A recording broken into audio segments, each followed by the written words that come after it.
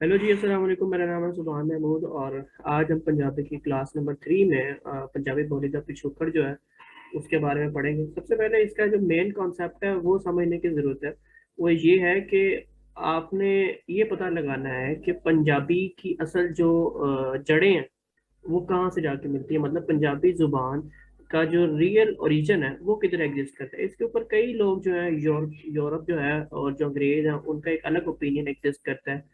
और जो इंडियन पंजाबी हैं उनका एक अलग ओपिनियन एग्जिस्ट करता है। और जो पाकिस्तानी पंजाबी हैं उनका एक अलग ओपिनियन एग्जिस्ट करता है। सो हर जो इवन के हर ऑथर्स का भी डिफरेंट डिफरेंट ओपिनियंस एग्जिस्ट करते हैं। इसके ऊपर जो है मोहम्मद आसिफ खान साहब जो है उन्होंने उसके ऊपर पूरी किताब लिखी है और उसका नाम था पंजाबी बोली दा पिछोकड़। उसके अंदर उन्होंने एक ये मैं भी नहीं बताऊंगा कि उन्होंने क्या प्रूव किया, नहीं तो वो एक एसेंस जो है ना वो गुफ्तगू में खत्म हो जाता है। लेकिन मैं ये बता देता हूँ कि उन्होंने ये प्रूव कर दिया कि पंजाबी किस जगह पे जाके मिलती है, पंजाबी का मेन ओरिजिन क्या है।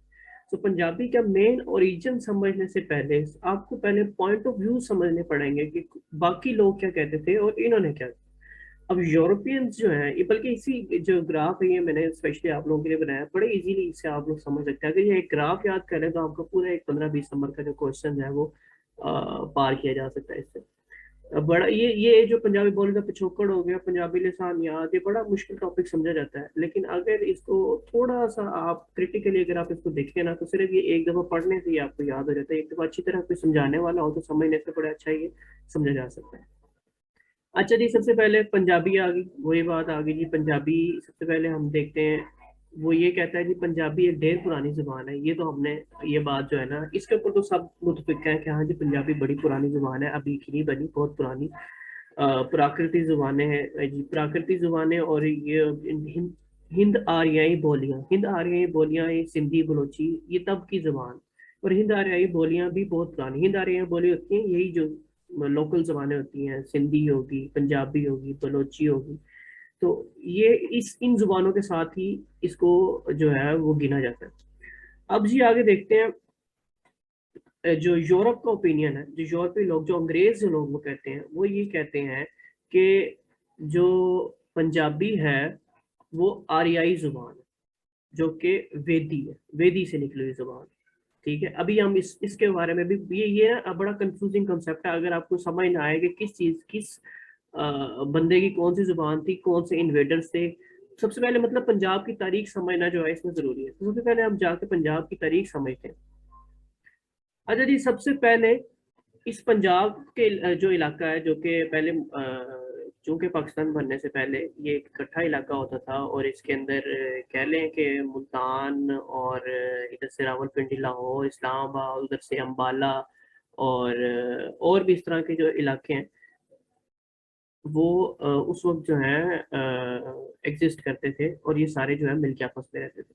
अब जी सबसे पहले समझने की बात यह है कि सबसे पहले पंजाब पंजाब का जो इलाका था वहां पर जो लोकल्स लोग रहते थे उनके ऊपर सबसे पहले इन्वेडर्स आए, द्रावड़। ठीक है, द्रावड़ सबसे पहले इन्वेडर्स थे जिन्होंने पंजाब के ऊपर हमला किया और उसके बाद उस पर कब्जा किया। और याद रखिए ये बात कि जब भी कोई कौम किसी कौम पर हमला करती है तो उसके बाद क्या होता है, उसका इन्फ्लुएंस उस कौम पे बहुत बढ़ जाता है। और अभी आप ये देख लें, अभी हमारे ऊपर अंग्रेजों ने हमला किया, हमारी जुबान के अंदर इंग्लिश के कितने अल्फाज मौजूद है, हमारी अभी भी ऑफिशियल लैंग्वेज में कई जगह इंग्लिश मौजूद है। सो जो भी कौम आपके ऊपर हुकूमत करती है उसका आपके ऊपर काफी इन्फ्लुएंस होता है। सो ये इस तरह से भी आप प्रूव कर सकते हैं कि पंजाबी का जो आखिरी मेल जो है वो कहाँ से जाके मिलता है। अच्छा जी, सबसे पहले इन्वेडर से द्रावड़, फिर उसके बाद सेकंड इन्वेडर्स जो कि जिन्होंने आके द्रावड़ों पे हमला किया वो थे आर्याई। अब इनकी जुबान थी वेदी जुबान।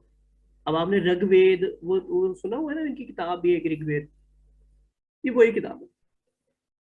सो आर्याई जो है वो सेकंड इन्वेडर्स हैं जो जिन्होंने पंजाब पर हमला किया। ठीक है, उसके बाद जी हमले वाली बात जो है वो कह लें खत्म खत्म हो गई। जो मेन इन्वेडर्स थे वो यही थे, आर्याई द्रावड्स थे। और फिर उसके बाद आर्याई थे। फिर उसके बाद जी प्राकृत का जमाना आ गया, आर्याई, इनसे कह लें वो उन बोलियों का जमाना आ गया जो आर्याई के आने से पहले, वेदी के आने से पहले बोली जाती थी। और उसके बाद फिर और जो जुबानें जैसे अपभ्रंश, ये सारी अब वो जुबानें आना शुरू हो गई हैं जो कि आर्याई, जो कि अभी मैंने आपको बताया था, जैसे सिंधी होगी, बलोची होगी, उर्दू, ये अब उन जुबानों का टाइम आ गया। सो मेन कह लें, सबसे पहले द्रविड़, आर्याई, फिर प्राकृत और फिर अपभ्रंश। अब जब आपको ये हिस्ट्री समझ आ गई है, तो अब आप खुद सोचें कि पंजाबी के मेन तालमेल जाके किससे मिलते होंगे। सो इसके ऊपर अब ये था यूरोपियंस का नजरिया, ठीक है। मोहम्मद आसिफ, अब इसके ऊपर आगे देखते हैं मोहम्मद आसिफ खान साहब का क्या नजरिया है। अब जी ढेर पुरानी जुबान, ये वाला कंसेप्ट हमने पढ़ लिया। उसके बाद जी अब मोहम्मद आसिफ खान साहब कहते हैं कि पंजाबी जो है वो गैर आर्याई जुबान है। गैर आर्याई का मतलब ये है कि पंजाबी का आर्याइयों से कोई ताल्लुक नहीं है, वो उससे पहले भी एग्जिस्ट करती थी। इसके ऊपर भी प्रूफ जो है वो अगले पेज पे मैंने लिखे हुए 4-5 प्रूफ, वो मैं आपको दूंगा, लेकिन सबसे पहले हम इसको थोड़ा सा जो है हिस्ट्री से जोड़ते हुए चलते। अच्छा जी, हमने वही बात की थी। उसके बाद गैर आर्याई जुबान है, फिर जी आर्याई की कौन सी जुबान थी, वो थी वेदी, ठीक है। ये जी ये मैंने लिखा हुआ है, ये आर्याई की जुबान है, और जो कि क्या थे, इन्वेडर्स थे और लोकल्स नहीं थे, ठीक है। और इनसे इनके आने से पहले तहजीब सकाफत मौजूद थी, जो कि मोहनजोदाड़ो की जब हमें पता, जब मोहनजोदाड़ो के जो इलाका जो है वो दरियाफ्त हुआ, तो उससे वो पता चला कि वो तो आर्याई के आने से पहले का मौजूद था वहां पर, ठीक है। जब आर्याई इन्वेडर्स ने हमला किया और आर्याई उधर रहने लगे, उससे बहुत पहले से मोहनजोदाड़ो एग्जिस्ट करता था, जो कि बहुत पुरानी जो है वो कदीम जो है वो तहजीब सकाफत उसमें एग्जिस्ट करती थी। एक मिनट रुकिएगा जरा। अच्छा जी, तो हम यहाँ तक पहुंचे थे कि हम ये प्रूव कर रहे थे कि पंजाबी जो है वो गैर आर्याई जुबान पंजाब, और उसके लिए हमने एक प्रूफ ये था किया था कि आर्याई के आने से पहले भी मोहनजोदाड़ो एग्जिस्ट करता था, और मोहनजोदाड़ो में पंजाब की सकाफत थी, और कई ऐसे निशानात मिले हैं जिसमें पता चला है कि वहां पर पंजाब पंजाब की तहजीब सकाफत मौजूद थी। सो एक तो ये नजरिया जो है वो उस विद प्रूफ ये हमें मिल गया। बाकी ये जो यूरोपियन, अब ये जो 3 ओपिनियंस है उनको दोबारा से देख लेते हैं। इसके ऊपर तकरीबन 100 पेजेस जो है वो उन्होंने लिखे हैं ऑथर ने। सो एक यूरोपियन ओपिनियन वही था कि जी पहले आई जी वेदी, फिर उसके बाद आई जी संस्कृत, फिर संस्कृत से ये जुबानें हैं 3। सबसे पहले कौन सी आई, वेदी, और वेदी किसकी थी, आर्याइयों की जुबान। सो आर्याई की जुबानों से निकली संस्कृत जुबान। अब क्या होता है कि जब भी अब देखे ना, जब हमारे ऊपर अंग्रेज आए तो उनकी जुबान थी इंग्लिश, और हमारी जुबान थी उर्दू या बंगाली या कुछ भी। तो अब हम लोग क्या बोलते हैं, गुलाबी इंग्लिश या गुलाबी उर्दू। ना हम उर्दू ठीक से बोल पाते हैं, ना हम इंग्लिश ठीक से बोल पाते हैं, क्योंकि अभी उर्दू के अंदर इंग्लिश के वर्ड यूज कर रहे हैं। कभी आपने देखा है अंग्रेजों को कि इंग्लिश के अंदर उर्दू के वर्ड यूज कर रहे हो? वो बिल्कुल सही इंग्लिश को, हम लोग इंग्लिश के अंदर उर्दू के वर्ड यूज कर रहे होते हैं, उर्दू के अंदर इंग्लिश के वर्ड यूज कर रहे होते हैं। सो इसी तरह अब वेदी क्या थी, मेन कह लो प्योर लैंग्वेज। फिर उस वेदी, जब वो वेदी ने आके हुकूमत करना शुरू कर दी उस लैंग्वेज ने उस जगह पे, तो वहां के लोकल्स ने वेदी को कह लें कि वेदी के अंदर कुछ अपने मिक्सचर बना के संस्कृत जुबान जो है वो नई उसने जन्म दिया। अब संस्कृत जुबान जब आई तो इष्टाध्यायी जो है वो एक कह लो ग्रामर की बहुत बहुत पुरानी ग्रामर की जो है वो बुक है इष्टाध्यायी। तो उसके अंदर जी संस्कृत वालों ने क्या किया, उसके अंदर अष्टाध्यायी के अंदर संस्कृत को लाना शुरू कर दिया। सो अब यहाँ पर 2 पार्ट्स बन गए। अब इसी तरह जैसे हमारी उर्दू बोलने वाली डिफरेंट है और हमारी लिखने वाली उर्दू डिफरेंट है। लिखने वाली उर्दू हमारी काफी ठेठ होती है, और बोलने वाली उर्दू तो हमारी बिल्कुल ही कहने फजूल से होती है। सो अब क्या हो गया, अब लिखने वाली उर्दू जो है वो वैसे की वैसी रही। क्यों? क्योंकि उसको आपने इष्टाध्यायी के अंदर आपने लिख दिया, लेकिन आप लोगों के मुंह को तो नहीं कंट्रोल कर सकते ना। हर बंदे ने हर जुबान का जो है वो डिफरेंट डिफरेंट उन्होंने खराब करना होता है। जैसे कि वो किसी कराची वाले से किसी ने पूछा कि उर्दू किसने खराब किया, तो उन्होंने कहा हमने तो नहीं करा। तो इसी तरह लोगों ने बहरहाल इसको भी खराब कर दिया संस्कृत को। और संस्कृत खराब होते होते आगे जी यहाँ पर अपभ्रंश एक जुबान में बदल गई, और वहां से आगे जी हिंद आर्याई बोलियां, जो कि मैंने अभी थोड़ी देर पहले बताया था कि पंजाबी, सिंधी, बलोची और हिंद जुबानों के अंदर कन्वर्ट हो गई। अब ये है यूरोपियन ओपिनियन, जिसको उन्होंने गलत कहा। जो इस किताब के ऑथर हैं उन्होंने इसको गलत कहा, और हमने भी पेपर के अंदर यही कहना है कि ये गलत है। उसके बाद जी एक ओपिनियन ये है कि वेदी आए, जो कि इन्वेडर्स थे, क्योंकि ये बात तो 100% प्रूव्ड है कि इन्वेडर्स थे पहले द्राविड़, दूसरे थे आर्याई। सो इन्वेडर्स हिस्ट्री जो है वो बिल्कुल प्रूव्ड है, ठीक है, हिस्ट्री की बेस पे हमने प्रूव नहीं कर पाए। सो हम किसकी, हम मोहनजोदाड़ो की बेस पे प्रूव करते हैं कि मोहनजोदाड़ो तो आर्याइयों से भी पहले का एग्जिस्ट करता था और वहां पर पंजाबी सकाफत एग्जिस्ट करती थी। सो पहले क्या थे जी, वेदी थे, और फिर वहां से जी हिंदी आ रही बोलियां जो कि पंजाबी सिंधी डायरेक्ट जो है वो बलोची निकले। सो ये वाला कॉन्सेप्ट भी जो है इसको आसिफ खान साहब जो है उसको गलत कहते हैं। और एक जो आखिरी कॉन्सेप्ट पड़ता है जी, गैर आर्याई जुबान है पंजाबी, उसको आसिफ खान साहब जो है वो बिल्कुल ठीक कहते हैं। इसके ऊपर ये आगे चलते हैं, इसके ऊपर वो क्या दलाइल देते हैं, क्या इसके ऊपर इसको प्रूव करने के लिए बातें कहते हैं। अब जी सबसे पहला वो ये दलाइल देते हैं कि कोई जुबान दूसरी जुबान से नहीं निकलती। ऑब्वियसली अल्फाजों का उधार लिया जा सकता है, जैसे कि हम उर्दू में इंग्लिश का उधार ले लेते हैं, इंग्लिश के कुछ वर्ड्स बोल जाते हैं, जैसे कि अभी मैंने इंग्लिश के वर्ड्स वर्ड्स की अल्फाज लफ्ज था, लेकिन मैं इंग्लिश का वर्ड कहा। तो अब ये नहीं किया कि मैंने इससे एक कह लें कि नई जुबान बन गई, या उर्दू कुछ उर्दू का कोई नया नाम रख देंगे जिसके अंदर हम इंग्लिश के वर्ड यूज करेंगे, उसका कोई नया नाम बन जाएगा। सो ऑब्वियसली अल्फाजों के हेर फेर होते हैं, अल्फाज एक्सचेंज होते हैं, लेकिन कोई भी जुबान दूसरी जुबान से निकलती नहीं है, नई जुबान नहीं बन पाती। सो एक उन्होंने ये दिया। फिर उसके बाद उन्होंने कहा कि सारी बोलियां जो हैं वो ग्रामर के एतबार से संस्कृत से बिल्कुल अलग है। अच्छा जी, ये ऊपर ये एक ओपिनियन एग्जिस्ट करता था, आप देखेंगे कि संस्कृत जो है ना वो हर, अभी ये इस वाले पोर्शन के अंदर भी आपको जो हिंदी से आ रही है बोलिए, इसके अंदर भी संस्कृत जो है वो एग्जिस्ट करती थी, वो मैं लिख नहीं पाया। सो संस्कृत कह लो एक मिडल ब्रिज है जो कि आपको हर इन दोनों आर्गुमेंट्स के अंदर आपको नजर आएगा। सो संस्कृत वो कह रहा है, वो यही कहता है कि सारी बोलियां ग्रामर के एतबार से संस्कृत से बिल्कुल अलग है।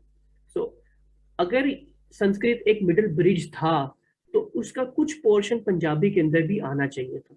अगर संस्कृत से ही पंजाबी निकली है तो संस्कृत के कुछ ना कुछ वर्ड्स, कुछ सर्फ या कुछ नाव, सर्फ नाव अभी मैं आगे जाके आपको बताता हूँ क्या होता है, कुछ ना कुछ उसके चीजें जो है वो उसके अंदर एग्जिस्ट करनी चाहिए थी, लेकिन संस्कृत का जरा सा भी पोर्शन पंजाबी के अंदर एग्जिस्ट नहीं करता है। सो इससे ये पता चलता है कि वो जो बीच में संस्कृत का ब्रिज है वो तो बिल्कुल ही खत्म। तो ये वाला पोर्शन जो है जिसको आप कहते हैं, ये वाली बात तो बिल्कुल ही एंड होगी ना, क्योंकि संस्कृत का ब्रिज ही नहीं है बीच में, तो कैसे ट्रांसफर हो सकती है बगैर संस्कृत से क्रॉस हुए। अच्छा जी, उसके बाद जी सवा हड़प्पा और सराय खोला दी खुदाई।